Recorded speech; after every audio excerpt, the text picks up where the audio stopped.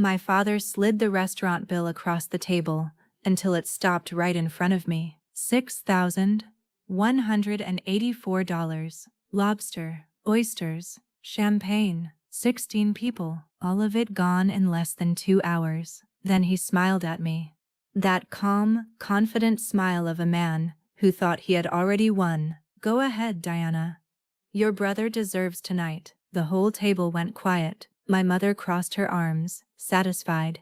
My brother Ethan leaned back in his chair with that lazy grin on his face, wiping melted butter off his fingers, like this was the most normal thing in the world. My aunt looked away. My uncle stared at his napkin, and I just looked at the bill, not because I was shocked, but because 15 minutes earlier, in the restaurant bathroom, I had found my mother's phone. And I had read everything, the messages, the plan, the lie, the whole trap. Don't tell Diana it's a big dinner. If she's in front of everyone, she'll pay like she always does.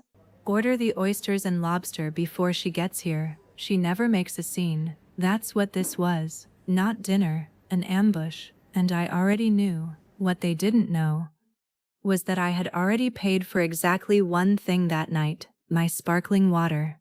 Because in less than 10 minutes, my father was going to try paying that bill himself, and 3 different cards would get declined, in front of everyone, in front of his golden son, in front of the whole family. My name is Diana Harper. I'm 33 years old. And for almost 15 years, I was my family's personal ATM. But this story doesn't start at that table. It starts much earlier, the day my parents decided my brother was worth investing in, and I was only good for covering the bill. My brother Ethan was always the center of the house. It wasn't something my parents said out loud. It was something you learned by watching, in the small things, the details, the silences, and most of all, the money. When Ethan turned 16, my father bought him a used truck, nothing fancy, but solid, clean, paid in full.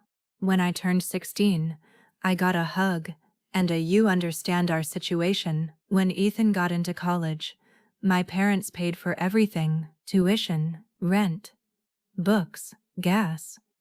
When it was my turn, I took out student loans, worked nights, waited tables until 2 in the morning, slept 4 hours, went back to class. And every time I complained, my mother said the same thing: your brother needs more support.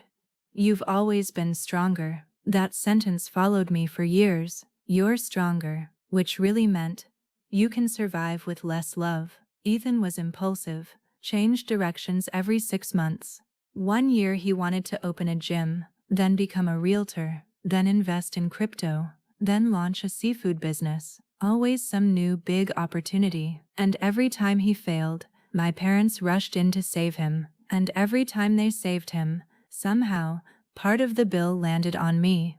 The first time was when Ethan was 23, $10,000. They said it was temporary, that he'd pay me back. He never did. Then came the car, missed payments. My father called me crying, saying the bank was going to repossess it. I paid. Then came maxed out credit cards. I paid.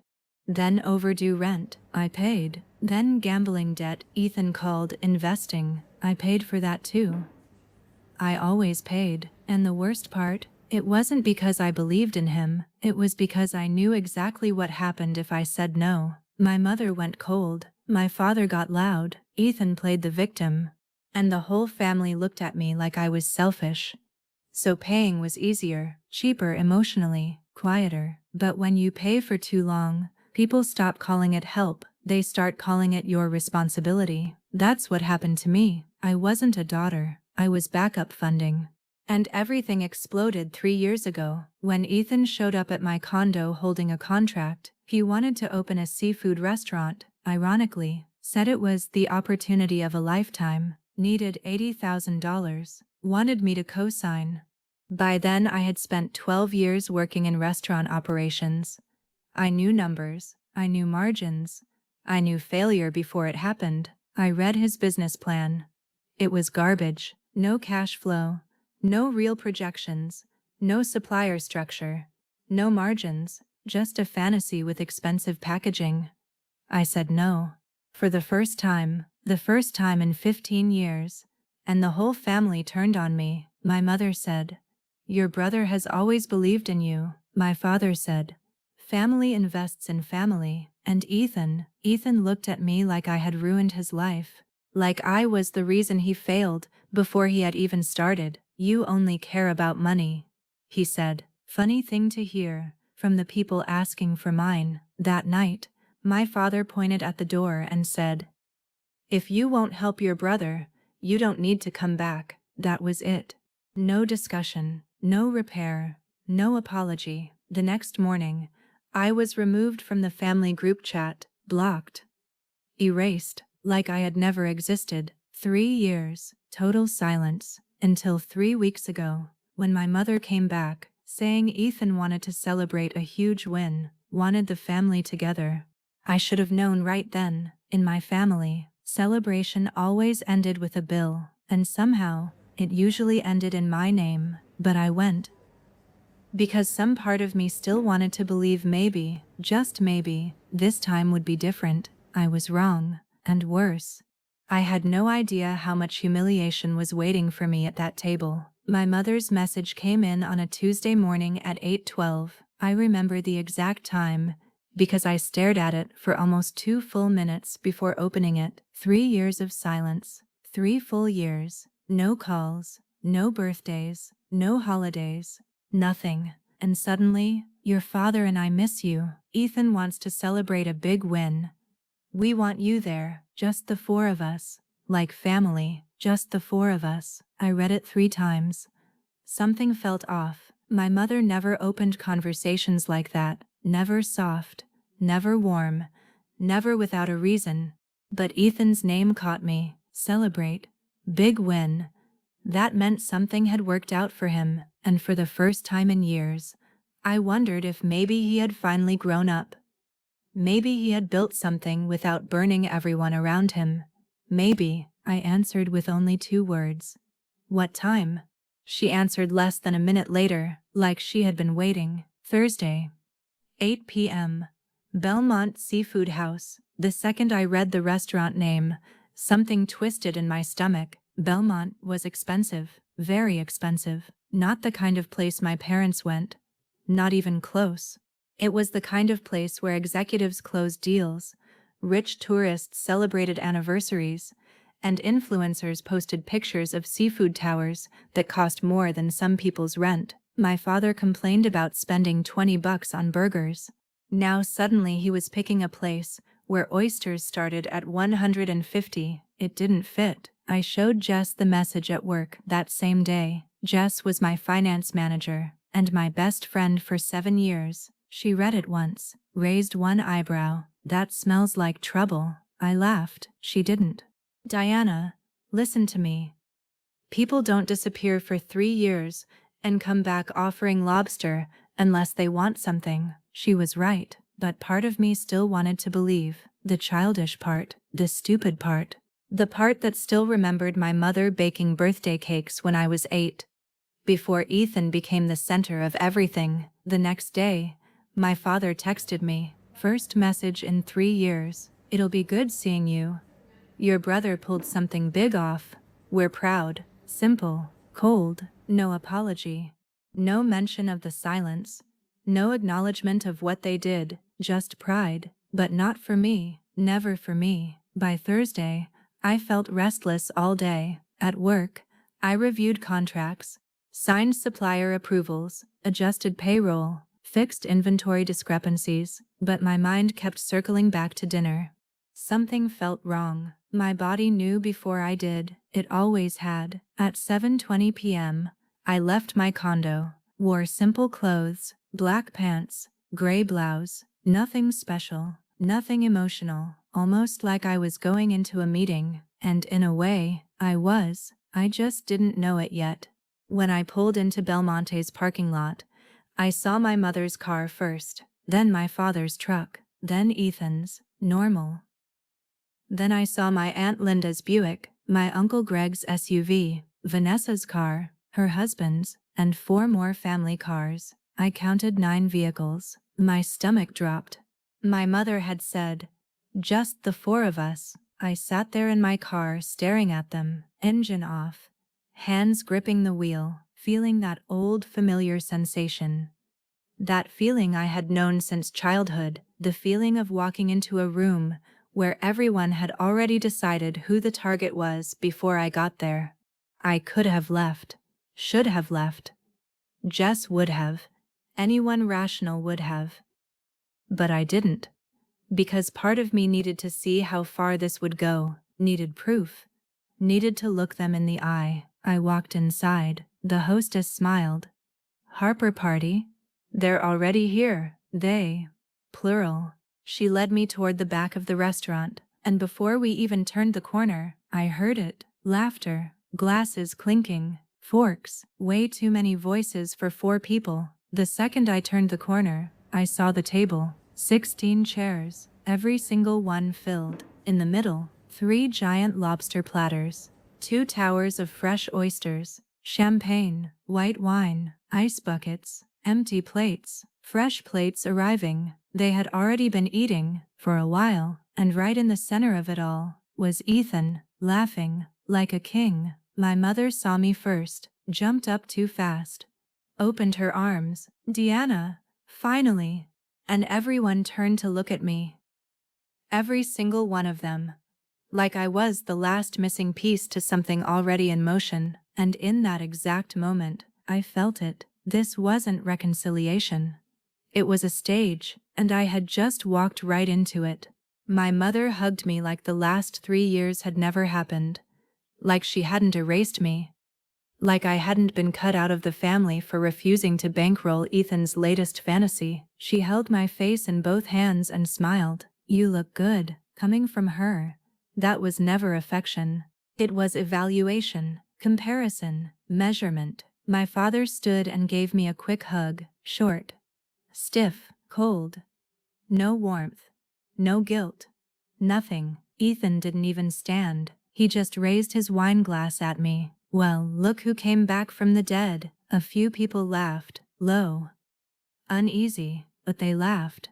My mother pulled out the empty chair for me, at the far end of the table, away from Ethan, away from the center, away from them, exactly where you seat someone who doesn't belong. I sat down and immediately started observing. Old habit, reading rooms, reading people, reading patterns.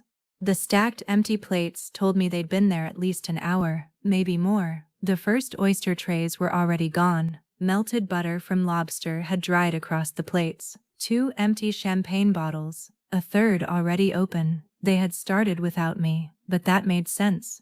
I was never part of the celebration, only the bill. Aunt Linda started first. She always did. "So, we hear you're doing very well." The way she said "very well" sounded almost like an accusation. I gave her a small smile. "I'm stable." She laughed. "Stable?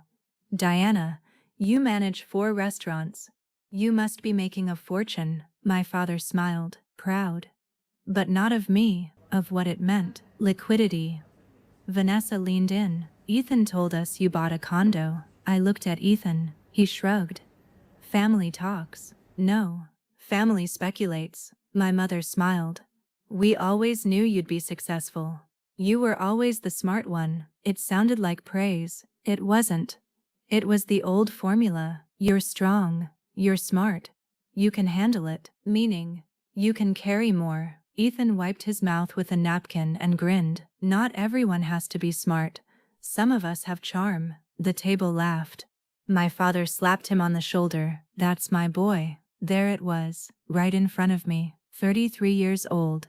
And nothing had changed. The golden sun, the pride, the center. My sparkling water arrived. The only thing I ordered. My mother looked at my glass. "That's it?" I smiled. "That's it."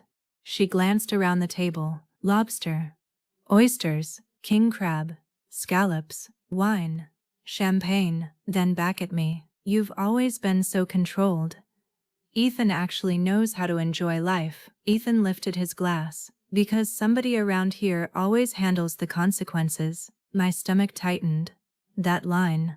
Right there. in front of everyone, and nobody reacted, because to them, that was normal. Aunt Linda pointed at Ethan.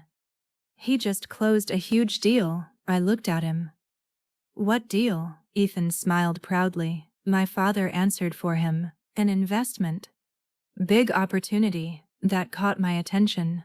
My father always spoke for Ethan's failures, never his successes, because most of the time, the successes were just future disasters in disguise. My mother leaned forward. We're so proud of him. Then she looked at me and said the line that cut straight through me. You should be too. He's always been the heart of this family. Silence. Nobody corrected her. Nobody said a word, because the meaning was obvious. Ethan was the heart, so what was I? The wallet. Uncle Greg tried to soften it. Diana's helped a lot too. My mother smiled. Of course. Everyone contributes what they have. That one was surgical. Ethan contributed presents. I contributed money. That's how she saw us. That's how it had always been, and worse. That's how everyone there accepted it. The waiter came back. More lobster. More oysters. More wine.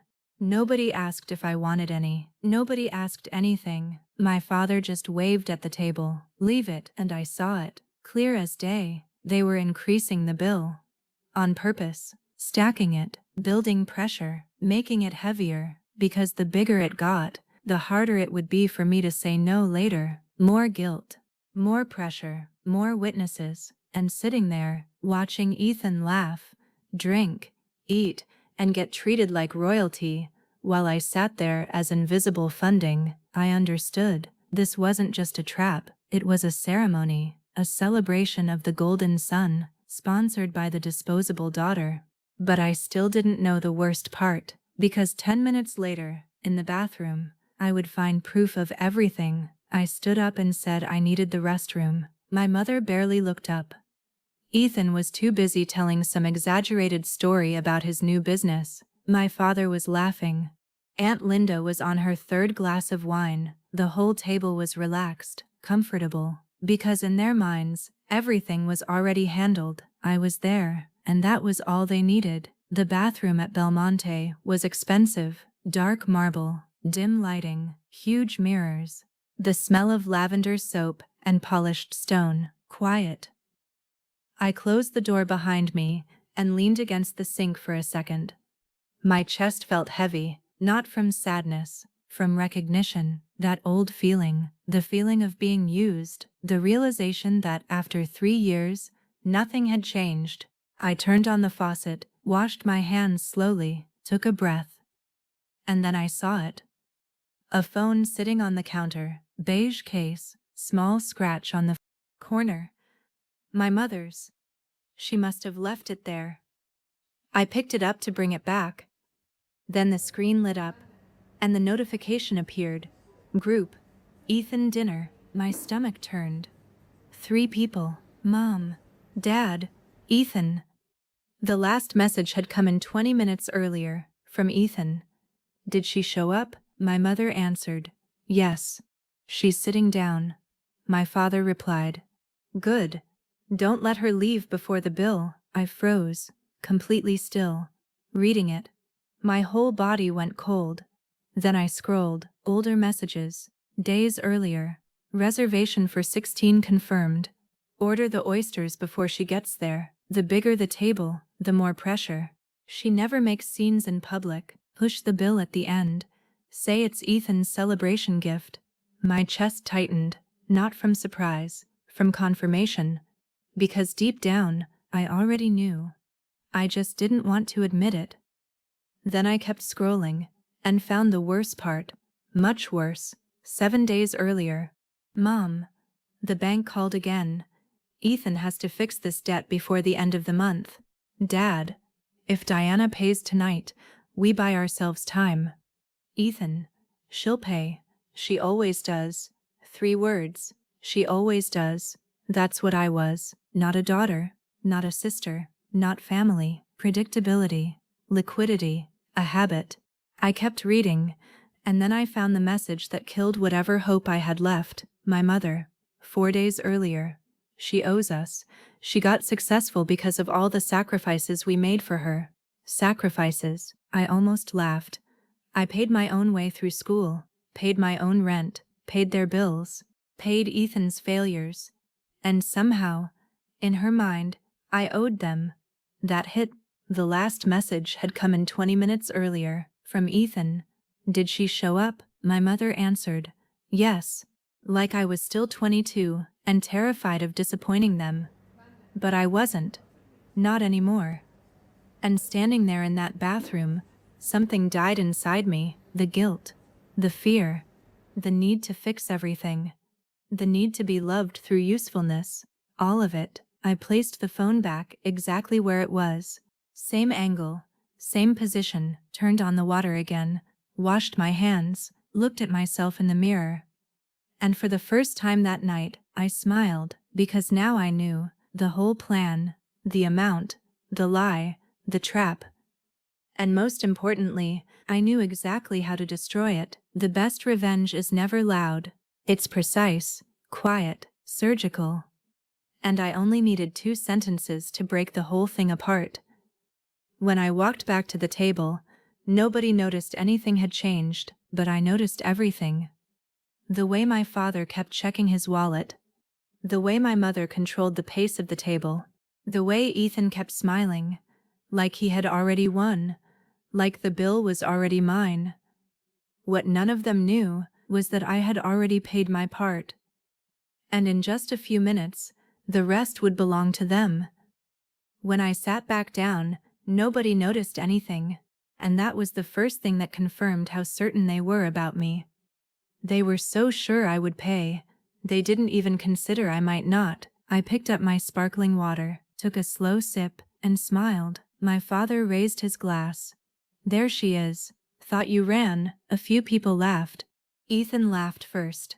Always him. Not before the bill. More laughter. Louder this time. Crueler. Now I understood. They weren't jokes. They were rehearsals. Small ways of normalizing what was coming. My father turned to Ethan. Tell your sister.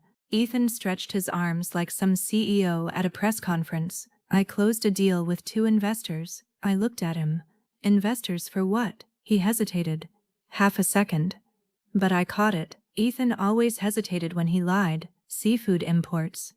I almost laughed. Of course. Seafood. My father jumped in quickly. It's gonna be huge. Huge. My mother smiled. Finally something worthy of him. That line stayed with me, because I knew how they spoke about my success. When I got promoted, my mother said, well, at least all that work paid off. When I bought my condo, my father said, that's what happens when you're careful. No pride, no celebration, no applause. But Ethan? One vague deal, and suddenly he was a genius. Aunt Linda raised her glass. To Ethan, the pride of the family. Everyone toasted. Everyone. My mother, my father, Vanessa, Greg, all of them, except me. My mother noticed immediately.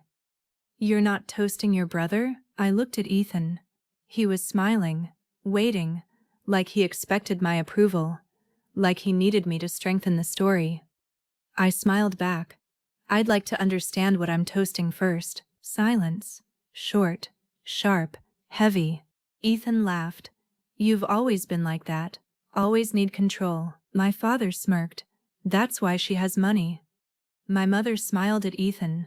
And that's why you have heart. There it was. Right there. Out loud. I was calculation. He was love. I was structure. He was warmth. I was the provider. He was the son. Vanessa leaned in. Must be nice having a sister like Diana, Ethan, always there to catch you, such a soft word. But it meant exactly what I knew, safety net, backup, coverage. Ethan pointed his glass at me. Diana always handles things, always, that word again, same as the text, she always pays. My father waved Nathan over. Another round. More oysters, more lobster, more wine. I looked at Nathan. He looked exhausted, but he kept bringing everything. The table was absurd. They had to be over 5 grand by now, maybe more. My mother leaned toward me, lowered her voice. It's good having everyone together again. I looked at her. Yeah. She squeezed my hand. Your brother needed this. There it was. The center of everything. Not me. Never me. Him. Always him. Ethan was getting drunk now. Louder. Looser. Meaner. He leaned across the table. You know the truth? Everyone looked at him. He smiled at me. That lazy, arrogant smile. The truth is, Diana's always been good at making money, just never good at being family. That landed hard, heavy, ugly, and nobody corrected him. Not my mother, not my father, nobody. Because in their minds, it was true. To them, I owed loyalty, I owed money, I owed obedience. Uncle Greg tried to laugh it off. Come on, Ethan. But Ethan kept going. When I needed her most, she disappeared. I looked at him calmly. I said no once. He smirked. And that was enough. That's when I understood. In his mind, 15 years of helping meant less than one refusal. That was the whole system. Years of sacrifice erased by one boundary, because boundaries feel like betrayal to people who feel entitled to you. Nathan brought dessert. Nobody ordered it. Chocolate cake, creme brulee, key lime pie, prearranged. Of course, part of the setup. More money, more weight, more pressure. My father leaned back in his chair, relaxed, satisfied, like a man already holding a signed check. Then he said, Real family knows how to celebrate the people who deserve it. He looked at Ethan, then at me, and smiled. What he didn't know was that in less than 5 minutes, the celebration would be over, and the bill would finally find the right owner. Nathan started clearing the table, half-eaten desserts, empty glasses, melted butter, broken oyster shells. The whole table had that heavy, satisfied silence of people who had eaten too much without ever worrying about the price. My father wiped his mouth slowly, folded his napkin, looked at Ethan, smiled. Son, tonight is yours. Ethan raised his glass one last time. My mother clapped softly. Aunt Linda followed. Then the rest joined in, like some little ceremony, like this was a real celebration, like any of it was honest. But I knew better. This wasn't a celebration, it was an execution, just not the way they thought. Nathan walked up holding the check folder. My father barely looked at him. Didn't need to. He took the folder, opened it, looked down for half a second, smiled, like he expected the number, like it didn't matter. Then he slid it across the table, straight toward me, stopping right in front of my hands. $6,184.72. There it was. Heavy, cold, real. My mother crossed her arms, waiting. My father leaned back, confident. Ethan smiled slowly, satisfied.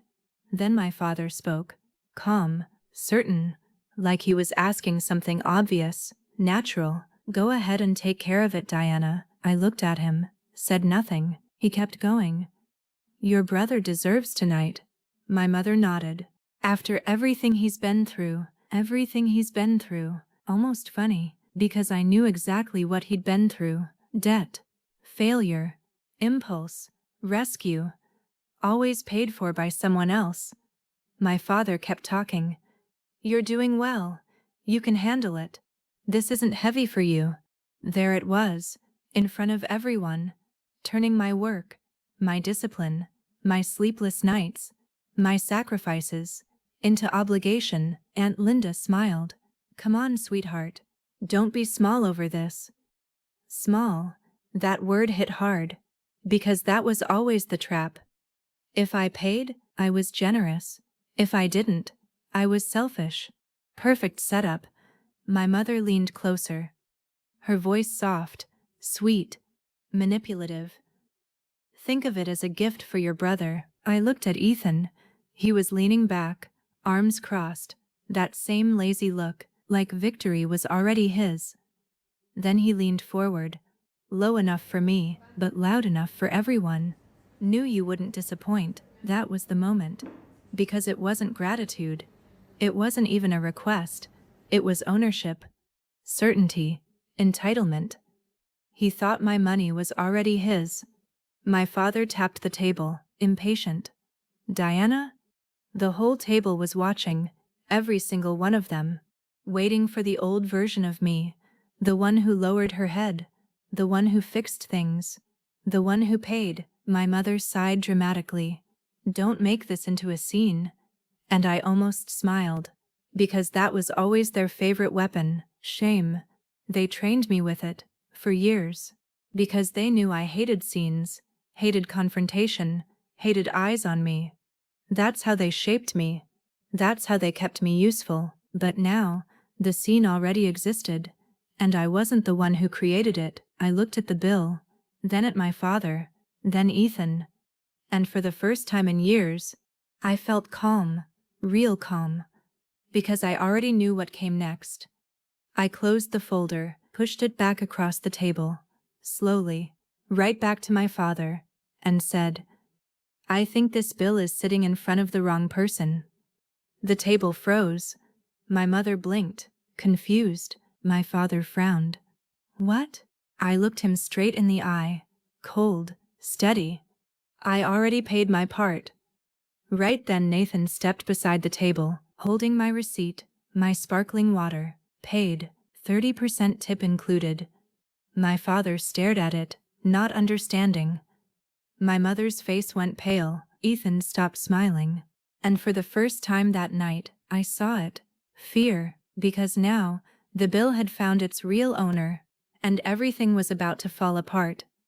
My father stared at the small receipt for my sparkling water like he couldn't process what he was looking at. It was absurd, a $6,000 dinner. And in the middle of it, the only thing paid for was my water. My mother was the first to speak. Diana, stop playing. Her voice wasn't sweet anymore. The mask was starting to crack. I looked at her. I'm not. My father shoved the check folder back toward me, harder this time. It slid across the table and hit my empty plate. Pay it. Not a request. An order. Like always. Like I was still 22. Like guilt still worked, but this time, it didn't. I looked at him and said one word. No. Silence. Heavy. Complete. Aunt Linda covered her mouth. Uncle Greg stared at the ceiling. Vanessa froze. Ethan frowned, like he had just heard something impossible. My father leaned forward, his voice lower now, sharper, dangerous. Don't embarrass me. That line, so old, so familiar. Because it was never about respect. It was always about appearances, control, what people would think. I looked at him. I didn't do this, Dad. You did. My mother slammed her hand on the table. After everything we've done for you, I laughed. For the first time all night. Not loud, but enough. For me? Her face turned red. Ethan cut in. Oh my God, Diana. It's one dinner. One dinner. $6,000. Built entirely on the assumption it would come out of my pocket. One dinner. I looked at him. Then pay for it. The whole table froze. Ethan blinked, then laughed. No humor in it. You know that doesn't make sense. Exactly. Because none of this was ever supposed to make sense. It was supposed to make me pay. My father yanked out his wallet, angry now. Pulled out the first card, handed it to Nathan. Run it. Nathan nodded and walked off. The table stayed still. Nobody spoke. Nobody breathed right. 2 minutes later he came back, leaned down, quiet, polite. Sir, it was declined. My father froze. My mother went pale. Ethan straightened in his chair. My father held out his hand. Run it again. Nathan took it. Came back. Same result. Declined. Now everybody knew. Aunt Linda stared into her lap. Vanessa wouldn't look up. Greg pretended to check his phone. The energy had shifted. Because now, this wasn't about me anymore. It was about them, their lie, their desperation, their collapse. My father pulled out another card. Faster this time, hands shaking. This one. Nathan took it, left, came back, declined. My mother closed her eyes. Ethan looked pale now. For the first time all night. No arrogance, no jokes, no smirk. My father reached for the third card, the last one. I could tell, the way he held it, like it was the last thing standing between him and humiliation. Nathan took it, walked away, came back.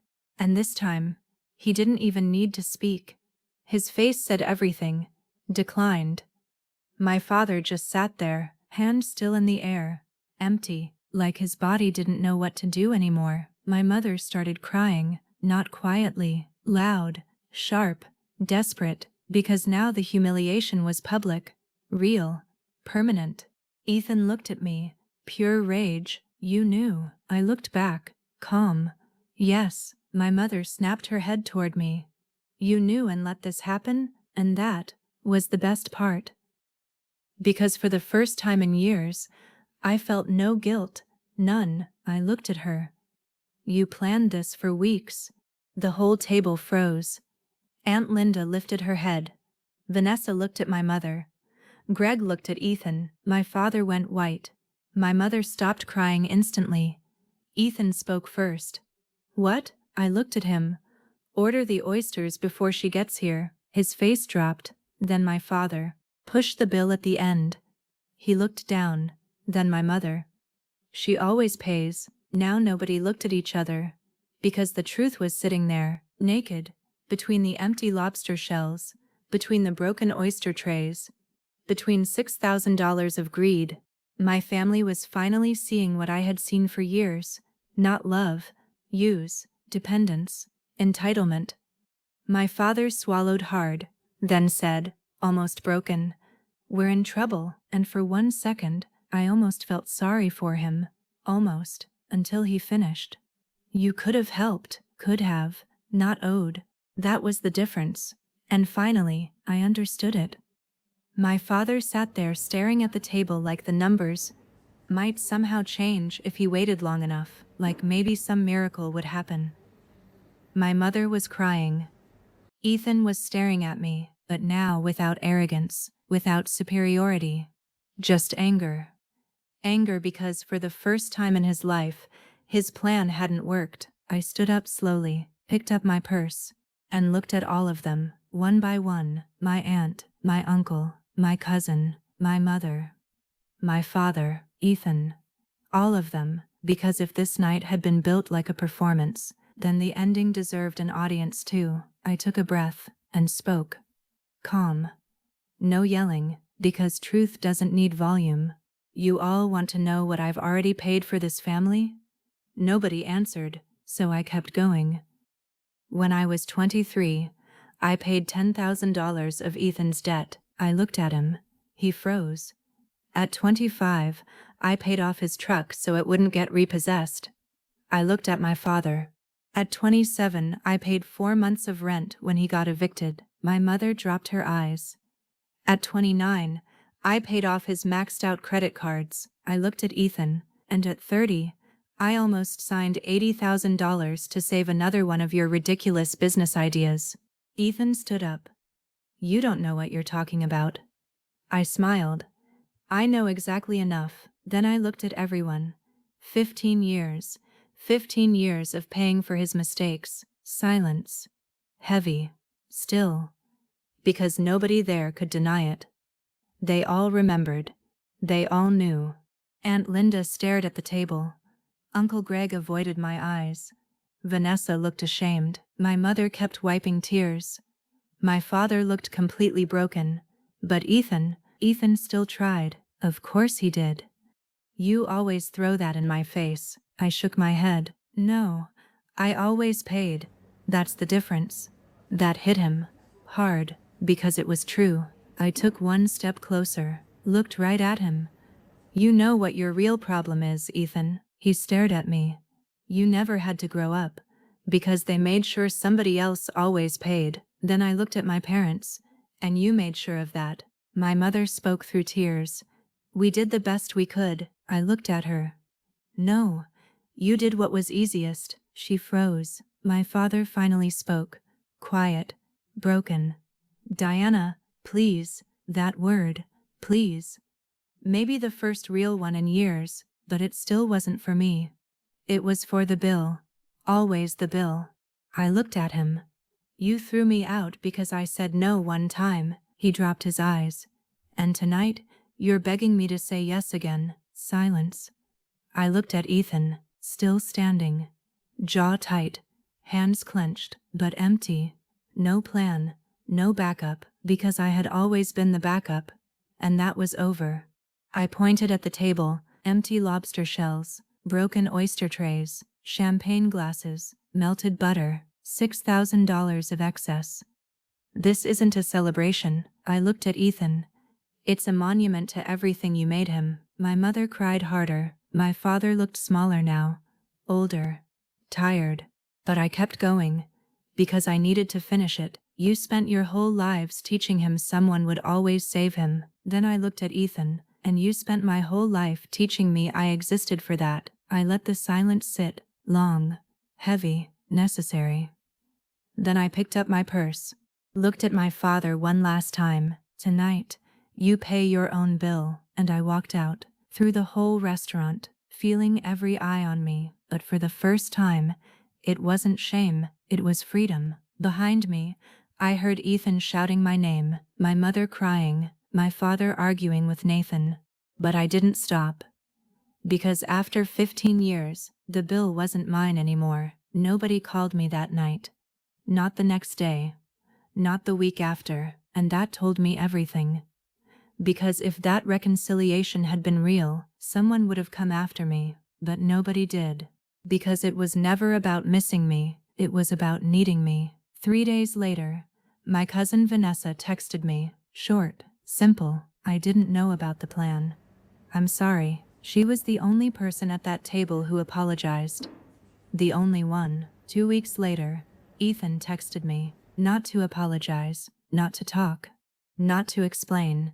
His message said, "You humiliated Dad in front of everyone." I stared at it for a few seconds, then smiled, because it was always the same. They lied, manipulated, used, planned, but when everything collapsed, the blame was mine. I answered with one sentence, "No. I just stopped saving you." He never replied. A month later, Vanessa told me the rest. The big investment Ethan had been celebrating, it didn't exist. It was debt, again. Over $90,000. Credit cards, loans, cash advances. My father had taken out a second mortgage to keep Ethan afloat. My mother had been hiding overdue bills for months. Everything was sinking. And that dinner had been their last desperate attempt to buy time with my money. One more time. Only this time, it failed. 2 months later, my parents sold the house. The house I grew up in. Moved into something smaller, cheaper, further away. And Ethan moved back in with them. Of course he did. Golden children rarely learn how to fall. Someone always catches them, but this time, it wasn't me. 6 months later, my father called. First call since that night. I answered. Silence for a few seconds. Then he said, "You were right, that was it." No apology. No explanation. No real accountability. But from him, that was almost history. I asked. "About what?" He let out a tired breath. Old, heavy. "About Ethan." A pause. "About us." I stayed quiet. Because I had spent my whole life waiting to hear that. And when it finally came, it didn't heal anything. It didn't hurt either. It just confirmed what I had always known. He asked if we could talk someday. I said, "Maybe." And hung up, not out of anger, but because now I understood something it took me 33 years to learn. Love doesn't charge interest. Family doesn't hand you invoices, and help is only help when you get to choose it. For 15 years, I thought peace cost money, but that night, I learned the truth. Peace had cost my dignity, and for the first time in my life, I chose to keep it. Sometimes people ask if I regret it, if I should have paid $6,000 to avoid the chaos, to save my father from humiliation, to keep the family together a little longer, and my answer is always the same: no. Because that bill was never about lobster, never about oysters, not even about Ethan. It was about an entire family realizing, for the first time, that I was no longer for sale. And that was the only bill that actually needed to be paid.